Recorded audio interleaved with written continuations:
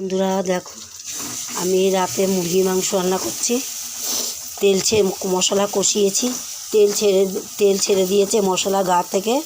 এখন আমি চিকেনটা দিয়ে দিচ্ছি।